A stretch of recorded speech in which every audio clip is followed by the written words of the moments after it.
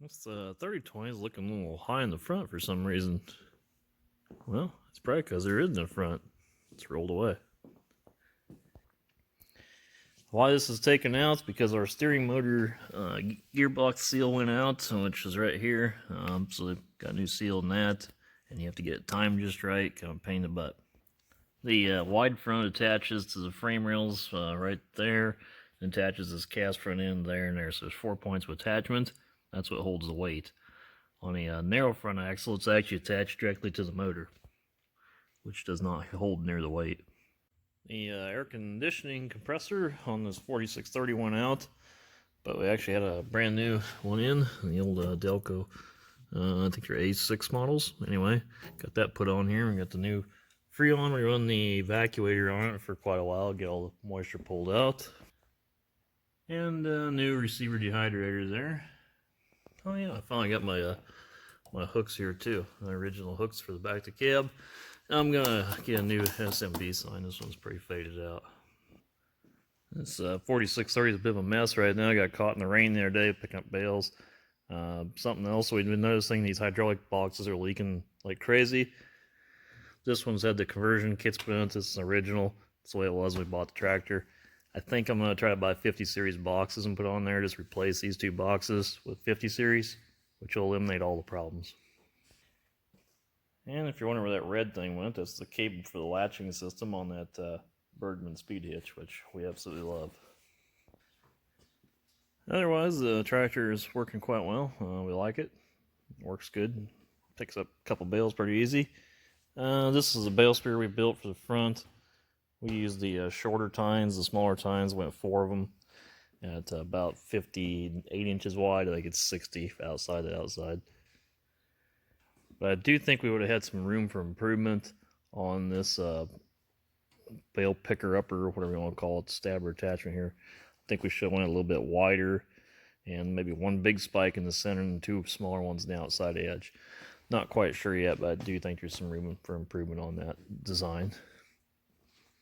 But we need to build a second one anyway, so maybe we'll call that our prototype and throw it on the 3020 and it will work, and then we'll go ahead and maybe build another one for this tractor. And that right there is pretty much how the 2019 hay season is going on here.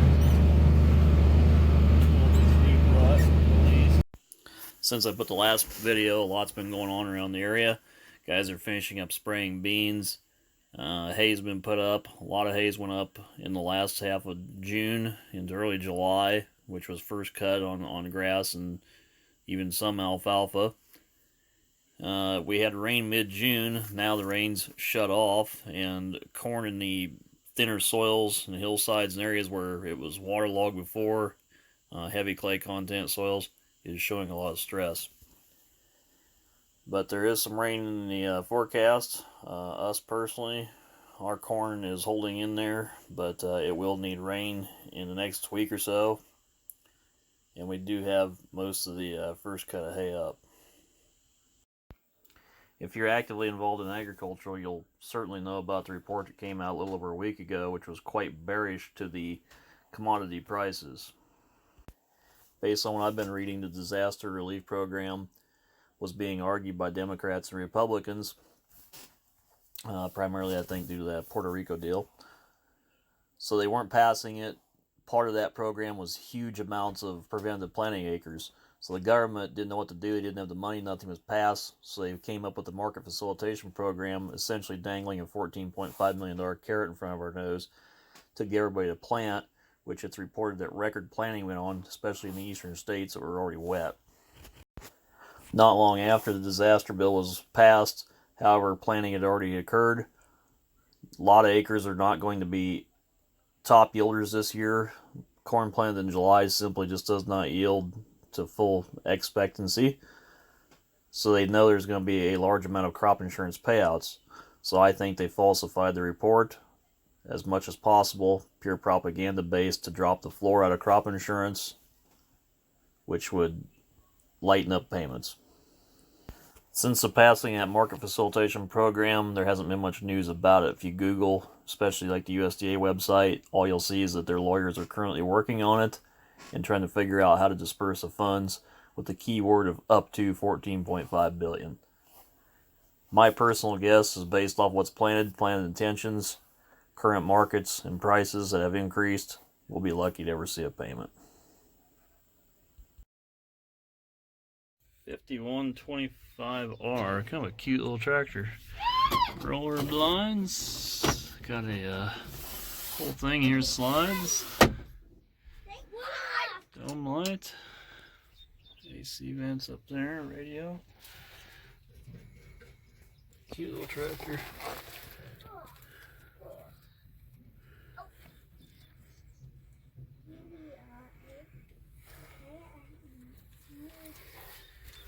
You know what my phone number will be when I grow up? 3 SCVs. You know what my number will be This when thing I here is grow weird, up, doesn't have the Dad? screens, goes up here to this deal.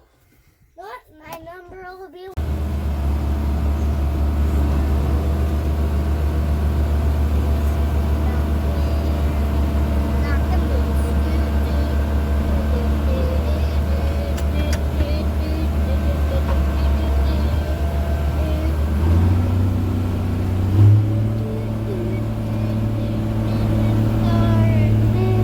I have a singer in here with me. Well, what song are you singing this? Knockin' Boots. No, that's Luke Bryan. Luke Bryan. Why don't you sing some Sammy Hagar or something? I don't know how to sing that. Ah, the speed hitch is great. Done. 15, ready to get on the road.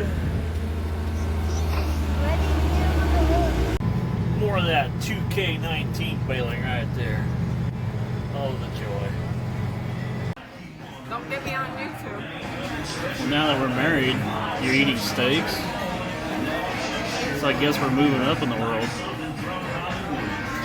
If you don't start looking at the camera, I'm gonna finger the food.